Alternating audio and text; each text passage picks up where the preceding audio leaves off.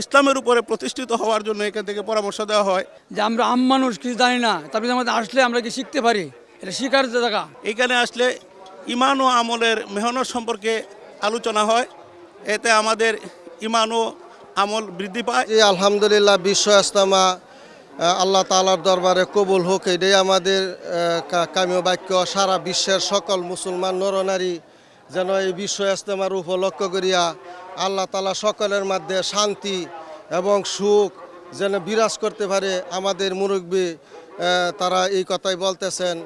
আমাদের বাংলাদেশও যে সমস্ত মুসলিম উম্মাহ আছে, সকলকেই যেন এই বিশ্ব ইজতেমার উপলক্ষ করিয়া আল্লাহ তাআলা সকলের অন্তরে যেন শান্তি বিরাজ করে আনে। সেজন্য আমরা এই দিনই এক প্রতিষ্ঠানে এই বিশ্ব ইজতেমায় আসার জন্য আমরা আসছি আর কি। আমার বাড়ি ময়মনসিংহ ফুলপুর। আমি এই বিশ্ব ইজতেমায় এই বুধবার দিন দিবাগত রাত্রে আসছি। আমরা রবিবার দিন আমরা হেদায়েত নিয়ে যাব, যেন আল্লাহ তাআলা এই দুনিয়াতে আমাদের জীবনের গুনাহ খাতা মাফ করে নেয় এবং পরকালে যেন আমরা জান্নাতে যাইতে পারি। এই আমাদের উদ্দেশ্য এবং এই আমাদের হেদায়েতের কামনা। একজন মুসলমানের জন্য গুরুত্ব পরিমাণে আর হলো যে এটা আমার নিজের আস্থা পরিবর্তনের জন্য এই তাবলিগ জামাতে আসা।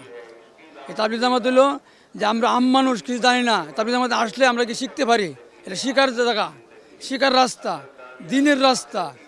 এই জন্য আমরা তাবলিগ জামাতে আসার জন্য সবাই আমরা আসি। এই জন্য আসুন আমরা অটিজম সম্পর্কে জানি, না বুঝেই ওদেরকে বোঝা না মনে করি। বিসমিল্লাহির রহমানির রহিম। আমরা এলাকায় তাবলিগ জামাতের অনুসরণ করে 3 দিনের জন্য প্রতিটা মসজিদ থেকে আমরা জামাতে যাই।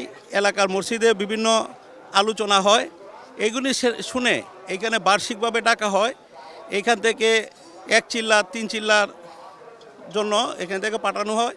এখানে আসলে ইমান ও আমলের মেহনত সম্পর্কে আলোচনা হয়, এতে আমাদের ইমান ও আমল বৃদ্ধি পায় এবং 1 বছরের জন্য আমরা এখান থেকে একটা পরামর্শ নিয়ে যাই।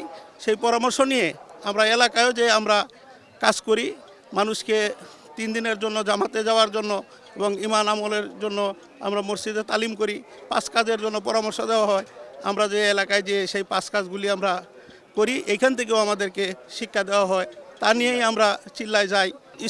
ইসলামের উপরে প্রতিষ্ঠিত হওয়ার জন্য এখান থেকে পরামর্শ দেওয়া হয়, যাতে আমরা ইসলামের সকল বিষয়গুলি মানুষকেও দাওয়াত দিতে পারি, আমরাও কিভাবে ইমানদার হইতে পারি, এই বিষয়টা বাস্তবে দুটোটাই কাজ হয়। আমরা এখান থেকে শিখতেও পারি এবং আমরা যে এলাকায় মানুষকে শিক্ষাও দিতে পারি। আমরা তো যতটুকু পারি চেষ্টা করতেছি। আমরা তো এখানে আসলে আল্লাহ তাআলার যে রহমতের ছায়া, আর বিশেষ করে আমরা মনে করুন যে এত মানুষের সাথে জামাতে নামাজ পড়া, এটা একটা বিশেষ মানে আমাদের কাছে ইয়ে ওটা